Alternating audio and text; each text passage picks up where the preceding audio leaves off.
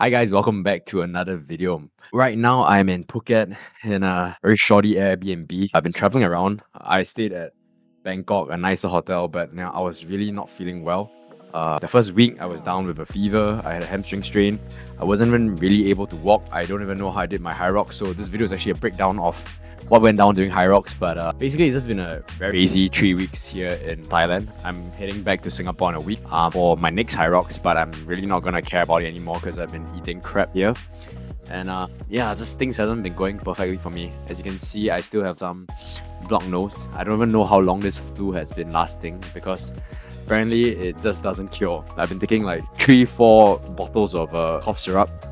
Anyway, I'm just gonna play the video of the Hyrox session because yeah, you can hear me talk over that. But yeah, basically I took part in a relay with 3 of my friends, Sam, Josiah, and Javin. We were aiming for a 55-56 minute relay time, but I think come to the day itself, a lot of us weren't feeling it. We were injured. Javin had a back injury. Sam just did a race the day before, and I was probably the most out of it. I'm not making excuses. I just really wasn't feeling well. Hi guys, welcome back to another video. I'm in Bangkok right now. I've been here for a week actually.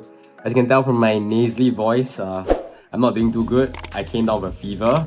Thankfully, it's like 2 weeks away from Hyrox where I got it. So now we're like 1 week away, but I'm mostly recovered. I also got a hamstring injury, which I will talk more about, and I'm trying to like figure that out before the race. It's kind of bad timing, but sometimes when I train myself too hard and I was taking exams and busy work the week before in Singapore, I was trying to do all my stuff before I took this long vacation, and because of that I overworked myself. And every time I overwork myself, my cortisol gets high, my sleep gets kind of screwed, and then everything just falls apart. So apparently just everything fell apart. My hamstring, I kind of overstrained it. I have a tendon issue. Up to now, I can't even walk without pain. But it's slowly getting better. I think it's going to be like a 1-month injury. I just realized that I'm just over it already and my body doesn't work the same way.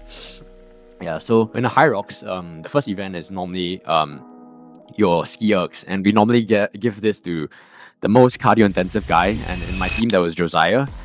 He was the first guy because he is the lightest among us, he runs the most, and because the first relay component is slightly longer and you have to do the whole 1 km of the ski erg, that normally takes a higher aerobic output, so you're going to be working out for like 10 minutes. But for the rest of the guys, maybe you're doing it for 8 minutes, which is better for me because I'm a heavier guy. So Josiah started with the run and the ski erg. So I think he did this decently well for that, for his first time anyway. And then for the second one, it was me. So I did my first run. I learning from my previous attempts, I didn't go as hard as I should. So I didn't go as hard because I wanted to save for the second leg. I wanted to do a negative split. A negative split means that your second run and your second station is faster or a lower perceived effort than your first one. So I wanted to save energy for my second station.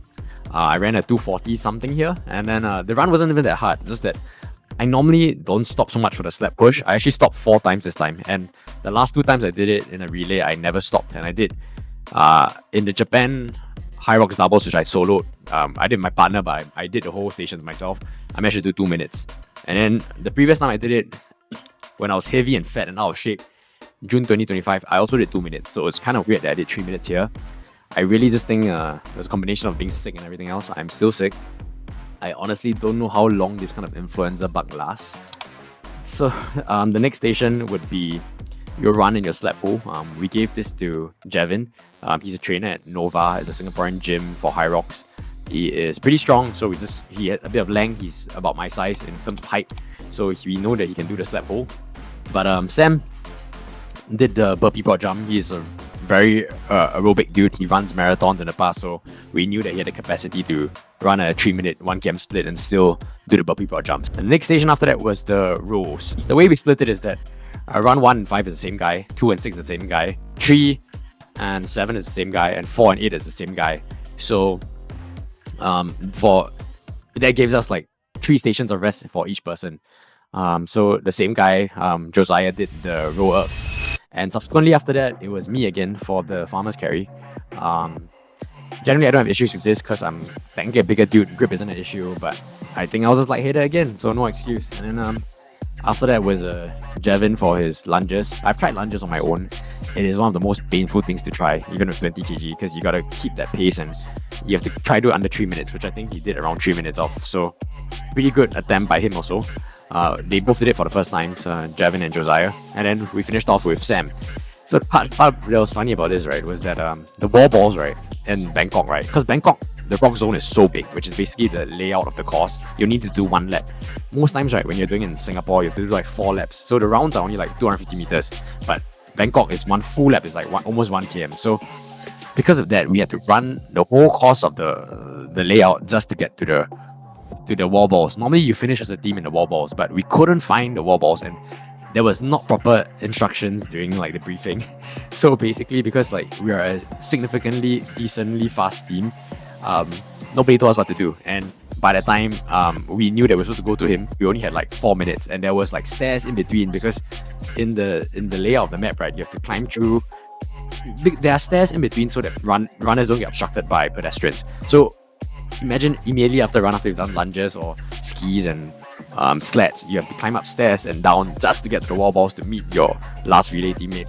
So we barely made it on time to meet him. We were there for like the last 5 reps, and after that we just ran to the podium, the standings there, the finish line, right? And at the finish line was the APEC champions. There was a Gate Hex team. Basically, they did 49 minutes, and we were exactly 10 minutes behind him because we were a wave after him, a full 10 minutes wave behind after him, and we basically finished at the same time as them. And yeah, it was just an experience. Finishing it under 1 hour, it's kind of still an achievement in some sense, but I wish I could have done better. Other than that, I have no other things to say, I guess. I might do this again, but for now, I'm just gonna chill. Yeah, I came with my girlfriend as well. We tried to party and stuff, and then a lot of things have been going on. So you'll see in the next video, we went to a water park, we went to an elephant sanctuary. I did the generic tourist thing. I went to Fifi Islands, I went to the Bangla walking street, I went to a lot of beaches, and then we went to a lot of nice eating houses in Bangkok as well, which I didn't really take a lot of footage of because I'm kind of private these days. I don't even know who's watching this anyway. I just thought I'd do a bit more of a raw talk, but with my life, I've been quite private recently. I don't really share too much of my relationships with my family, stuff that I'm traveling with, and I don't really want to share too much of that. And I just like trying fitness these days. But yeah, it is currently 1 a.m. It is a Monday night. I'm flying back end of this week, but I'm gonna just have a little bit more chill beach days and then just watch sunsets and chill. I don't know what I'm gonna do next with my fitness journey. I mean, I'm kind of bored of Hyrox, but I really feel I didn't do enough of a good time, and I'm still in decent fitness shape after I recover. So I might do one last pro solo, maybe in Jakarta or KL, or depending on my work structure, if I'm really full on back into corporate office or if I'm doing trading or whatever. I have plans for my personal career as well, and I think that takes precedence over whatever fitness goals I'm having. Because right now I'm old and I don't really want to focus on fitness that competitively, you know. I don't want to keep telling myself that I can do it even though my body is just different. Although I still think I'm strong and fast, it's just I don't think it's worth the risk if I keep pushing myself, because I got other things I want to do in my life. I want to have a family, I want to start a business, I want to do all my other shit. So this hasn't been a main priority of mine, but it's just nice to share stuff on YouTube. I'm starting to like doing YouTube actually.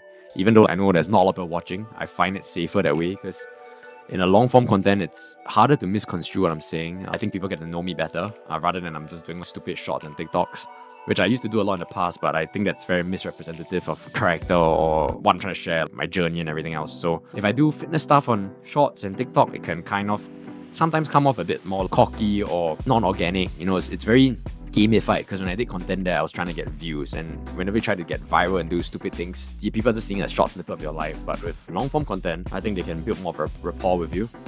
I'm starting to get a hang of it more, talking slower, practicing more stuff.